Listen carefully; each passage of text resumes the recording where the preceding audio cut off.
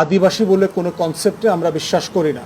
বাঙালিরা ভিন দেশ থেকে এসে অস্ট্রেলিয়া নিউজিল্যান্ডের মতো ওই দেশের অরিজিনাল মানুষদেরকে খেদায়ে দিয়ে পার্বত্য চট্টগ্রাম দখল করে নাই। এটা এই দেশের অংশ। বাঙালিরা হাজার বছর থেকে এই বদ্বীপে বাস করছে। অতএব এই পুরো বদ্বীপের এই পুরো রাষ্ট্রের আদিবাসী হচ্ছে বাঙালিরা। যারা ওইখানে পাহাড়ি জনগোষ্ঠী আছেন তাদের বয়স এখানে 250 থেকে 400 বছর।